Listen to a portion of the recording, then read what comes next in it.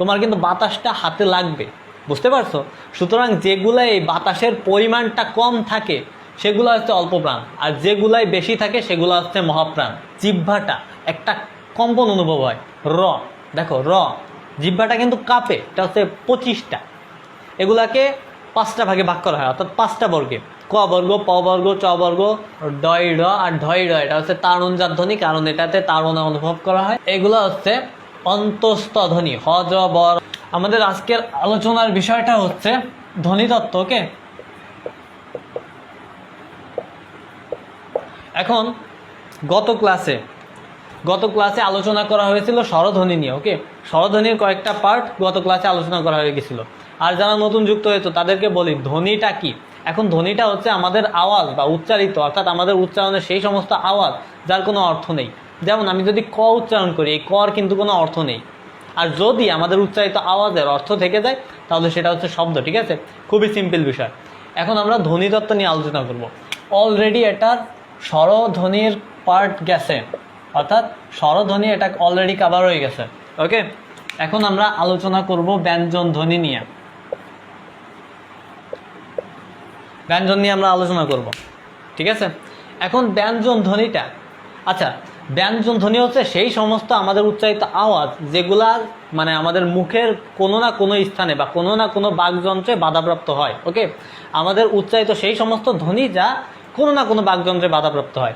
যদি আমি বলি ত, দেখো তটা কিন্তু আমাদের এই যে উপরে যে তালুটা আছে ওই তালুতে বাধাপ্রাপ্ত হয়। ঠিক আছে, ঠিক আছে, এটা হচ্ছে বিষয়। হ্যাঁ, এখন এই বিষয়টা নিয়ে আমরা আলোচনা করব। এখন ব্যঞ্জন বর্ণের সংখ্যা কয়টি? 39টি। ব্যঞ্জন বর্ণ কয়টি? 39টি। এখন এটা আমরা সবাই জানি। ঠিক আছে, এখন কিছু নতুন বিষয়গুলো নিয়ে আলোচনা করব যেগুলো খুবই খুবই ইম্পর্ট্যান্ট, অ্যান্ড এসএসসি লেভেলে এগুলা শেখার জন্য এসএসসি লেভেল বেস্ট। ওকে, এর থেকে প্রশ্ন আসবে শিওর, উচ্চারণের স্থান থেকে প্রশ্ন আসবে। এখন টোটালটা ডাস্টার কই, শেট, ডাস্টারটা বোধহয় ছোট ভাই নিয়ে গেছে।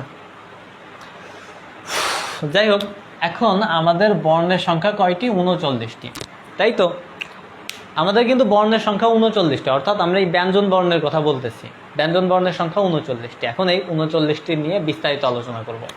এখন প্রথম একটা চার্টের মতো করে ফেলি। ঠিক আছে, সো আমি একটা বিষয়ে রিকোয়েস্ট করবো সবাইকে যে এই যে লাইভ ক্লাসটা খুব বেশি বড় হবে না ভাই, সর্বোচ্চ আধ ঘন্টা হতে পারে। হ্যাঁ, এই আধ ঘন্টায় কেউ এই ফোন মানে টোকাটুকি এটা করো না।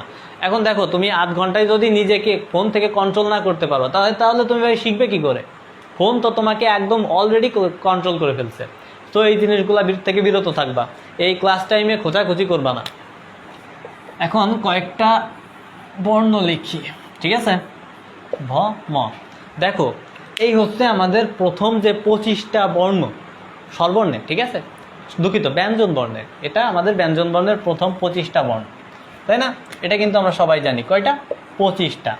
এখন সব থেকে বেশি প্রশ্নগুলা এই 25টা থেকেই আসে। ঠিক আছে, সব থেকে বেশি প্রশ্নগুলা। এখন দেখো, এই যে এই 25টাকে বলা হয় হচ্ছে বর্গীয় ধ্বনি।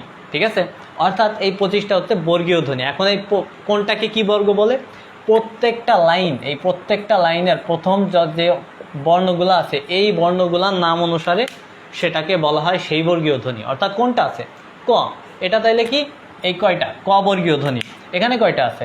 চ আছে, তাহলে এইগুলা কি? চ বর্গীয় ধ্বনি। এখানে কি আছে? ট, এগুলো হচ্ছে ট বর্গীয় ধ্বনি। এখানে কি আছে? ত, এগুলো ত বর্গীয় ধ্বনি। প আছে, প বর্গীয় ধ্বনি। ঠিক আছে, হচ্ছে ক্লাসটা।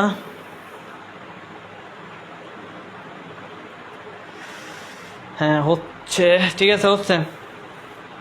এখন দেখো, এইগুলা এই যে 25টা ধ্বনি এগুলাকে কি বলে? এগুলাকে বলা হয় হচ্ছে বর্গীয় ধ্বনি। ঠিক আছে, বর্গীয় ধ্বনি। এখন এই যে বর্গীয় ধ্বনিগুলা, এগুলার আবার বিভিন্নটার বিভিন্ন নাম আছে।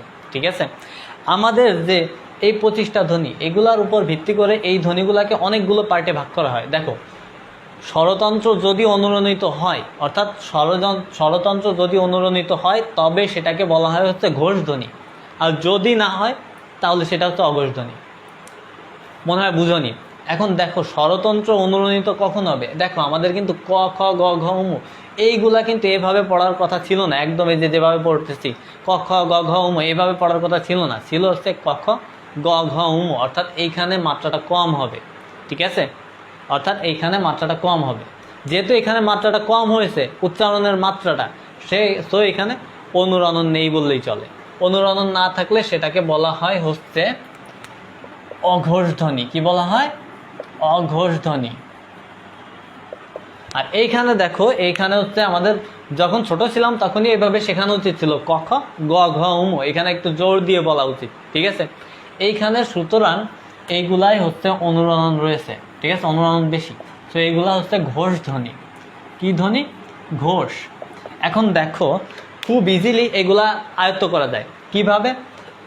প্রথম দুইটা, প্রতিটা বর্গের প্রথম দুইটা ঘোষ অঘোষ ধ্বনি, পরের তিনটা ঘোষ ধ্বনি। ঠিক আছে, এটা হচ্ছে শর্টকাট। হ্যাঁ, এই 5টা বর্গের ক্ষেত্রেই।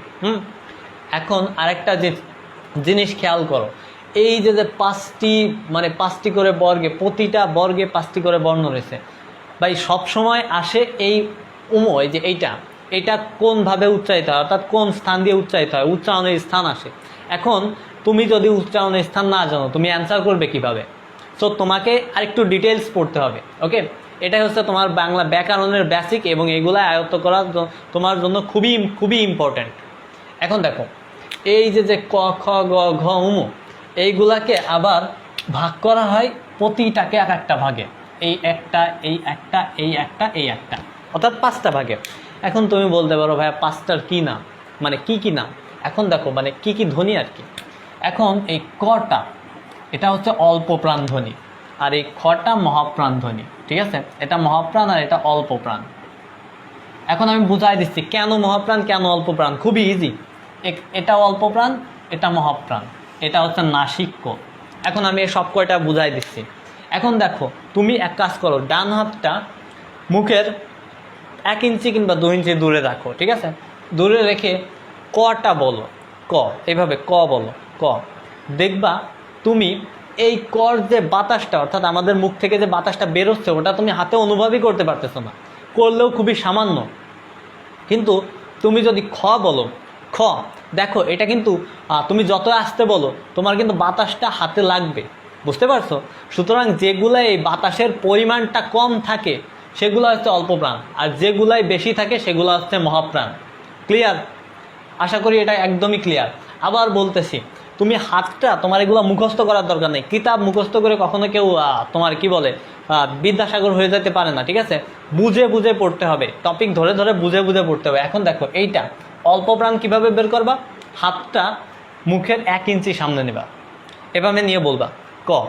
দেখো বলে দেখো, বাড়িতে বলে দেখো, দেখুক যে তারা যা হ্যাঁ পড়তেছে, মানে শুধু অনলাইনে শুধু মানে কি বলে টোকাটুকি শুধু করে না, পড়তেছে। এখন দেখো ক, এটা উপমানা, গ এটা উপমানা, উমো এটা উপমানা। ঠিক আছে, চ, চ বর্গীয় জ। এখানে দেখো মানে বাতাস কম বেরোচ্ছে, সুতরাং যেগুলাই মুখের যে বাতাস এটা কম বেরোবে সেগুলাই অল্প প্রাণ, আর যেগুলাই বেশি বেরোবে, খ বলো, দেখো বলে দেখো, বেশি বেরোবে। ছ বলো, বেশি বেরোবে। ছ, দেখো তোমার হাতে বাতাসটা আসে লাগতেছে, এই রকম যেগুলো হবে সেগুলো হচ্ছে মহাপ্রাণ ধ্বনি। এখন আমি এইগুলা সম্পর্কে একটু বিস্তারিত বলি। নাসিক্য কেন এগুলা এখানে ক্লিয়ার করে দিই। এখন দেখো নাসিক্য কেন, এগুলো হচ্ছে নাক দ্বারা উচ্চারণ হয়। দেখো তুমি নাকটা বন্ধ করে এইভাবে ধরে মূর্ধন্য উচ্চারণ করতে পারবা, বিকৃত একটা উচ্চারণ আসতেছে ইয়, তারপরে কি ম, তুমি ঠিকমতো উচ্চারণই করতে পারবা না, একদমই বিকৃত একটা উচ্চারণ, খুবই হাস্যকর একটা উচ্চারণ হয়েছে। হ্যাঁ, এখন এইগুলা তোমার নাক ইউজটা হয় নাকই, তোমার এইগুলো উচ্চারণের সময় নাকটাই ইউজ হয়, সুতরাং এগুলো নাসিক্য ধ্বনি। নাক ইউজ হয় বলে এগুলো নাসিক্য ধ্বনি। ঠিক আছে, এখন এই ধ্বনিগুলোর এই যে প্রত্যেকটা ধ্বনির তো একটা করে পাওয়া গেল, অঘোষ অল্প প্রাণ ক, অঘোষ মহাপ্রাণ খ, ঘোষ অল্প প্রাণ গ, ঘোষ মহাপ্রাণ ঘ, ঘোষ নাসিক্য উম। এটুকু কি বুঝছো? দেখি কমেন্ট করো, কমেন্ট করো, কমেন্ট করো, এটা কি এটুকু ক্লিয়ার কিনা দেখি, কমেন্ট করো। আর সবাই এটা তুলে নাও, খুবই ইম্পর্ট্যান্ট। এরপরে আরও কিছু ইম্পর্ট্যান্ট বিষয় আলোচনা করা হবে, এগুলো উঠায় নাও। আর বুঝছো কিনা দেখাও, এই কমেন্ট করো, কমেন্ট করো।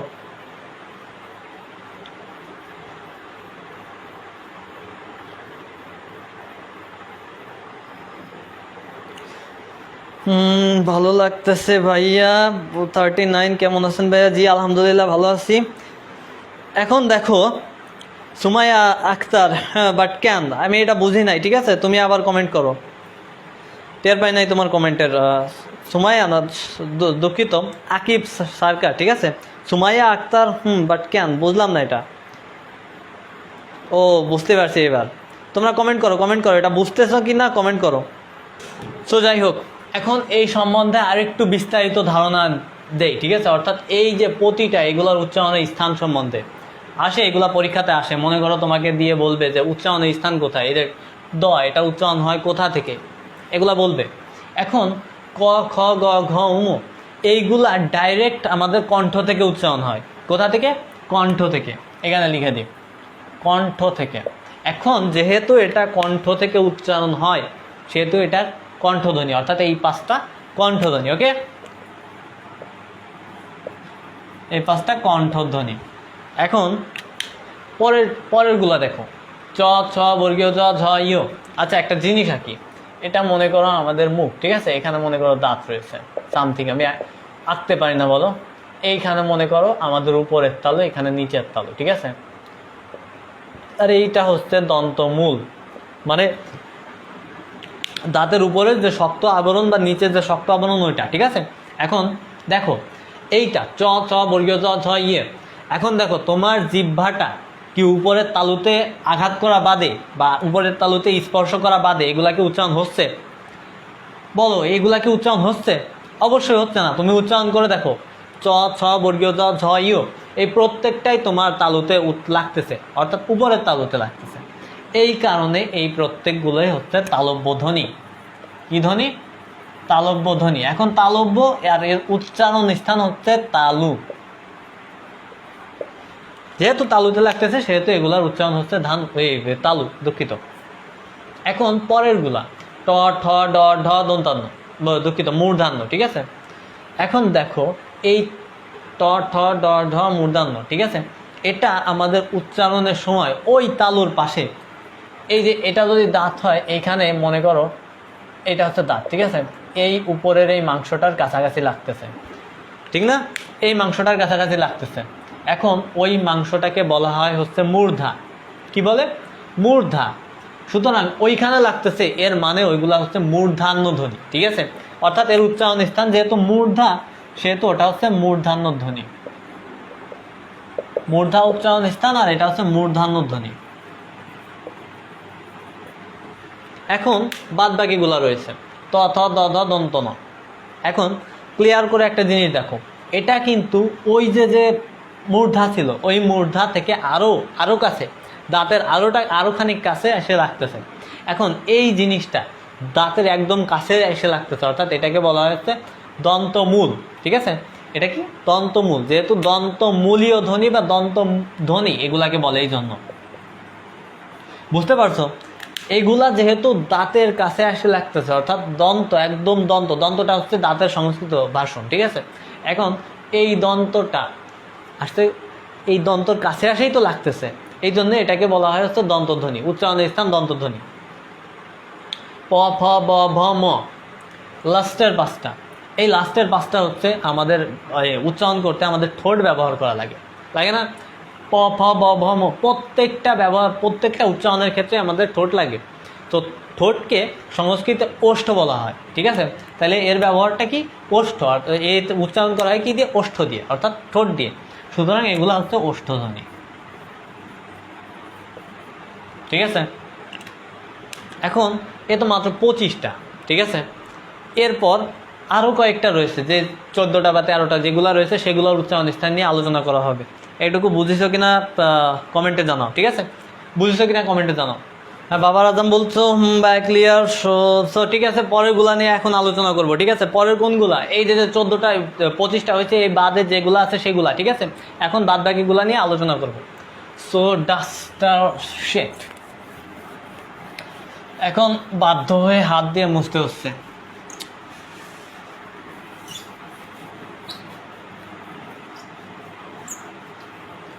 তো তো এখন একটা জিনিস লক্ষ্য করো, কয়েকটা বর্ণ আমি লিখি, র, ডয় র আর ঢয় র, যে যা বলে আর কি, ঠিক আছে।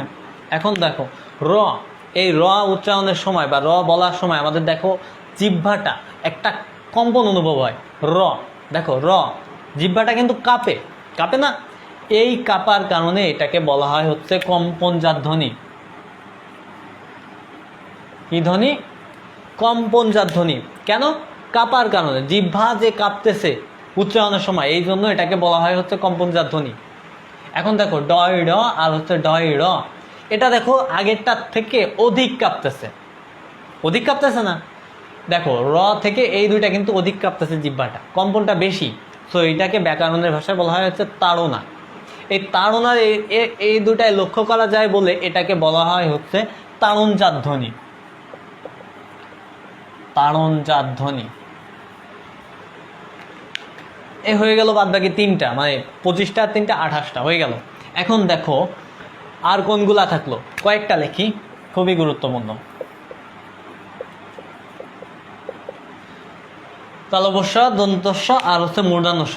এখন দেখো প্রতিটাই কিন্তু স উচ্চারণ হয়েছে, ঠিক আছে? স উচ্চারণ হয়েছে না? হ্যাঁ, এগুলাই প্রতিটাই স উচ্চারণ হয়েছে। আচ্ছা দেখো এই প্রতিটাই স উচ্চারণ হয়েছে, ঠিক আছে? এই স উচ্চারণ হবার কারণে এগুলাকে বলা হয় হচ্ছে শীর্ষ ধ্বনি। কি ধ্বনি? শীর্ষ ধ্বনি। এই উচ্চারণের জন্য এগুলাকে বলা হয় হচ্ছে শীর্ষ ধ্বনি।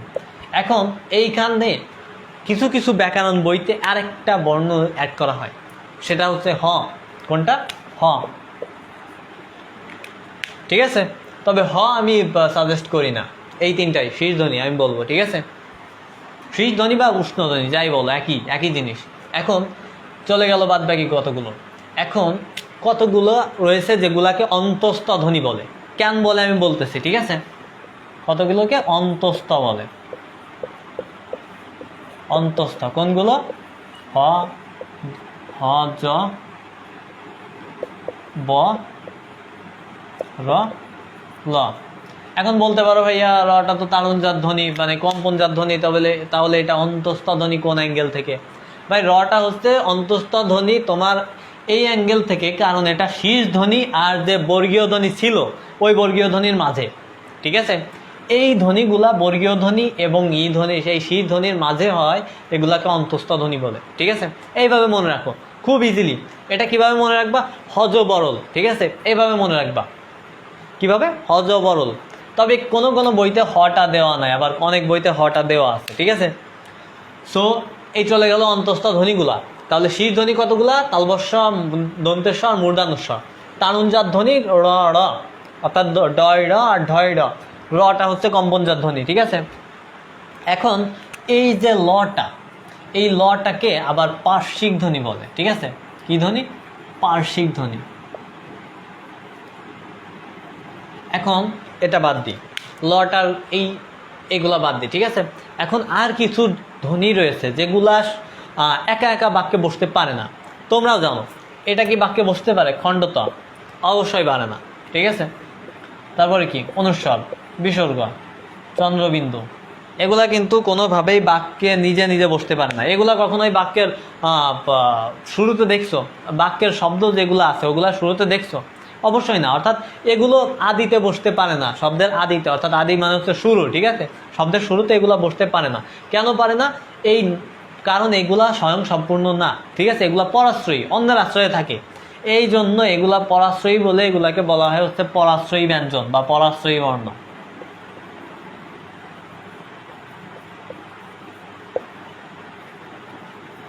কি বলে? পরাশ্রয়ী ব্যঞ্জন বা পরাশ্রয়ী বর্ণ, ঠিক আছে? এই যে চারটাকে, ঠিক আছে? তবে অনেকে এই খণ্ড তটাকে পরাশ্রয়ী ব্যঞ্জন বলতে চান না, কারণ তারা মনে করেন হসন্ত এর রূপটা হচ্ছে খণ্ডত, ঠিক আছে? এই জন্য এই টটা যেহেতু কোনো পরাশ্রয়ী ব্যঞ্জন না, এই জন্য এটাকেও তারা পরাশ্রয়ী ব্যঞ্জন বলতে চান না। তবে এটা অন্যের উপর নির্ভর করে বলে এটাকে বেশিরভাগ বইতেই ব্যঞ্জন, পরাশ্রয়ী ব্যঞ্জন দেখানো হয়েছে, ঠিক আছে? যেহেতু এগুলা পরের উপর আশ্রয় করে সেহেতু এগুলা পরাশ্রয়ী ব্যঞ্জন। আশা করি এই টোটাল ব্যঞ্জন ধ্বনির বিষয়টা ক্লিয়ার হয়েছে। ঠিক আছে, এই হচ্ছে টোটাল যে ধ্বনি, ব্যঞ্জন ধ্বনির বিষয়টা টোটাল আলোচনা হচ্ছে এটা। অর্থাৎ কি কি শিখলাম, আমাদের যে বর্গীয় ধ্বনি এটা হচ্ছে 25টা, এগুলাকে 5টা ভাগে ভাগ করা হয়, অর্থাৎ 5টা বর্গে, ক বর্গ, প বর্গ, চ বর্গ, ত বর্গ আর ট বর্গ। ঠিক আছে, প্রত্যেকটা বর্গকে আবার উচ্চারণের স্থান অনুযায়ী বিভিন্ন ভাগে ভাগ করা হয়। অর্থাৎ এটা সামারাইজ করতেছি। এই বাদে যেগুলো রয়েছে, রটা হচ্ছে তারুণজাত কম্পনজাত ধ্বনি, ডয় র আর ঢয় র এটা হচ্ছে তারুণজাত ধ্বনি, কারণ এটাতে তাড়না অনুভব করা হয়। লটা হচ্ছে পার্শ্বিক ধ্বনি, তালবস্য, দন্তেস্ব, মূর্ধন্য এগুলো হচ্ছে শীষ ধ্বনি বা উষ্ণ ধ্বনি। আর এই যে এইগুলা, ঠিক আছে, এইগুলা হচ্ছে অন্তস্থ ধ্বনি, হ জ ব র ল। ঠিক আছে, আর এই যে এগুলা পরের উপর আশ্রয় করে থাকে বলে এগুলাকে পরাশ্রয়ী বর্ণ বলে। ঠিক আছে, বুঝতে পারছো? আরেকটা কথা বলি, প্রথম যে 25টা বর্ণ ছিল ওগুলোকে কি বলছি, বর্গীয় বর্ণ, ওগুলোকে আবার প্লুসিভও বলে ইংলিশে। ঠিক আছে, প্লুসিভ বলে। এখন তুমি বলতে পারো ভাইয়া প্লুসিভটা কি? এখন প্লুসিভটা হচ্ছে স্পর্শধ্বনি। স্পর্শধ্বনি ওই প্রত্যেকগুলা উচ্চারণের সময় স্পর্শ হয় কোনো না কোনোখানে আমাদের মুখে, এই জন্য ওটাকে বলা হয় হচ্ছে স্পর্শধ্বনি। সাথে স্পর্শধ্বনি, এগুলোকে আবার স্পৃষ্ট ধ্বনিও বলা হয়। ঠিক আছে, আর প্রত্যেকটা যে ধ্বনি, এই ধ্বনিগুলোর প্রত্যেকটা নিজস্ব উচ্চারণ, মানে প্রত্যেকটা নিজস্ব পরিচয় আছে। ঠিক আছে, এই প্রত্যেকটা পরিচয় থেকে বিভিন্ন পরীক্ষায় টিক দেয়, আর তোমরা একদম পরীক্ষার হলে যাই একদম কি প্রশ্ন দেখে বেহুশ হয়ে যাও। এটা কি খুব কঠিন নাকি? দেখো, উচ্চারণের স্থান আর বিষয়টা বুঝলে, টপিকটা বুঝলে সবই ইজি হয়ে যাবে। সো কমেন্ট করো, এটা ক্লিয়ার কিনা কমেন্ট করো, কোনো প্রশ্ন থাকলে কমেন্ট করো। সো আশা করি বিষয়টা ক্লিয়ার হয়েছে। ঠিক আছে, সো আজকে এই পর্যন্তই, ব্যঞ্জন ধ্বনির বিষয়টা একদম ক্লিয়ার। সো পরের দিন অন্য নতুন কোনো বিষয় নিয়ে আলোচনা করা হবে, আর সবগুলো ক্লাসই খুবই ছোট ছোট, মানে টাইম অনুযায়ী হবে। কোনো ক্লাসই সাধারণত 8 ঘন্টার বেশি হবে না, কারণ এতে মনোযোগ থাকে না। ঠিক আছে, অ্যাটেনশনটা কমে যায় আর কি। এই জন্য সবগুলা ক্লাসই অল্প অল্প টাইম নিয়ে করা হবে, আর অল্প বিষয়গুলো নিয়ে পড়ানো হবে, যাতে সবার মনোযোগ থাকে। ঠিক আছে, সো আজকে এই পর্যন্তই, পরবর্তীতে নতুন ক্লাস বা নতুন কোনো বিষয় নিয়ে দেখা হচ্ছে। আসসালামু আলাইকুম।